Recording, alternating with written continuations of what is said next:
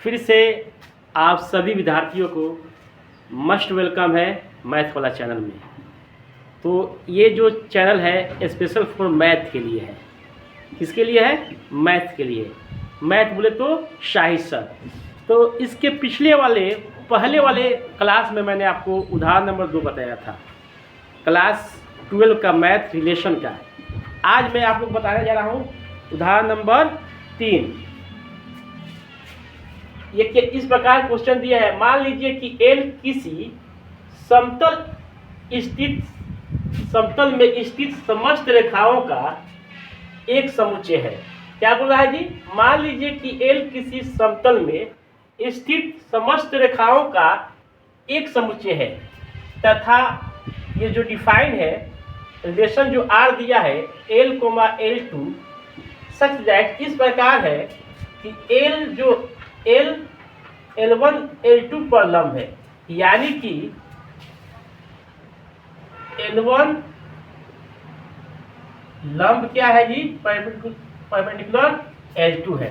ठीक है, तो इसमें हम लोग को सिद्ध करना है कि R सममित है, यानी कि R जो है रिलेशन जो है सिमेट्रिक रिलेशन है, यानी सममित है, किंतु यह ना तो समतुल्य है और न ही संक्रामक है। तो सबसे पहले हम साबित करेंगे शुरू से समतुल्य के लिए। क्या करेंगे?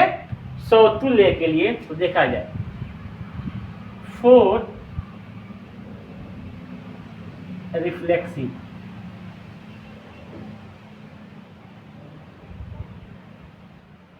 Reflexive relation.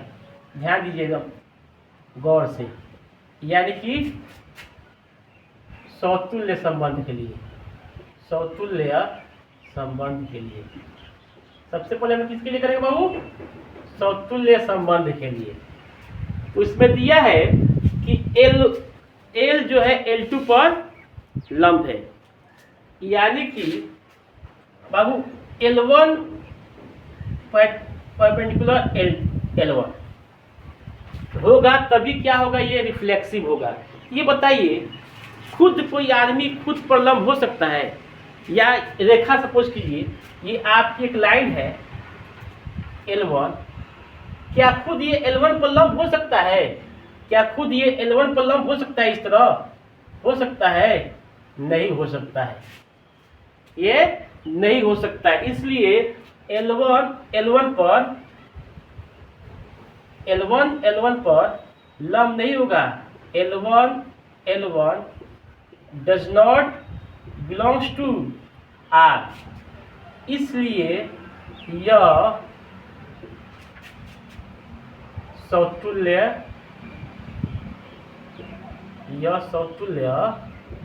संबंध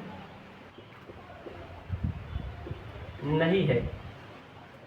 फिर से समझिए एक बार, क्या मैंने आपको बताने की कोशिश कर रहा हूं आप लोग को कि L1 पर लंब कभी नहीं होगा। खुद कोई रेखा अपने आप पर लंब नहीं हो सकती है। जैसे कि मैंने आपको बताया कि ये रेखा L1 है, सपोज कीजिए रेखा क्या है? L1 है। क्या इस पर L1 लंब हो सकता है इस तरह? ये ना लंब है जी, नहीं हो सकता है। इसलिए L1 does not belongs to R, यह समतुल्य संबंध नहीं होगा, यानी नहीं है। एक नंबर हो गया। फिर हम दूसरा चेक करेंगे सममित। क्या चेक करेंगे बाबू? सममित। पहला समझ में आया कि L1 पर लंब कभी हो नहीं सकता है, इसलिए ये क्या है? समतुल्य संबंध नहीं होगा। तो पहला हम लोग का जो रिफ्लेक्सिव साबित करना था नहीं है, तो वो नहीं कर दिया। दूसरे नंबर पर देखेंगे हम लोग। अब दूसरे नंबर चेक करेंगे, ये देखिए दूसरे नंबर में चेक करेंगे 4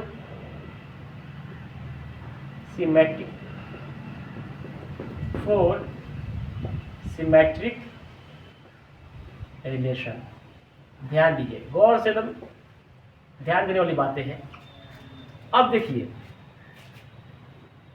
कह रहा है, चूंकि डिफाइने है इसमें L1 लंब L2 है, रेखा L1 लंब क्या है L2 पर, यानी कि इसका मतलब हुआ कि L1 L2 बिलोंग्स करेगा किससे जी, रिलेशन से। L1 क्या है L2 पर लंब है, इसलिए L1 L2 बिलोंग किससे करेगा बाबू, तो रिलेशन से बिलोंग करेगा। अगर ये बताइए कि L1 L2 पर लंब है तो L2 भी L1 पर क्या होगा, लंब होगा। यानी कि देखिए जाए, ये L1 आपका हो गया, इस पर क्या है, लंब है L2, तो इसको क्या करेंगे जी, इस पर ये लंब है तो इसका भी क्या होगा, ये भी क्या होगा, इस पर लंब ही होगा। L1 इस पर भी क्या होगा, ये रेखा हो गया, इस पर क्या होगा, ये लंब। यानी कि L1 L2 पर लंब होगा। इसका मीनिंग होता है कि L1 L2 belongs to relation, तो L2 लंब L1 भी होगा भाई, 100% होगा, नहीं होने का कोई सवाल पैदा नहीं होती है। इसलिए क्या होगा जी, तो L2 लंब किस पर होगा, L1 पर होगा। इसलिए ये क्या होगा कि L2 L1 belongs to relation. जैसे ये बिलोंग्स टू रिलेशन करेगा तो क्या लिखेंगे जी, ये क्या हो जाएगा आपका, ये हो जाएगा सिमेट्रिक रिलेशन। क्या हो जाएगा बाबू, सिमेट्रिक रिलेशन।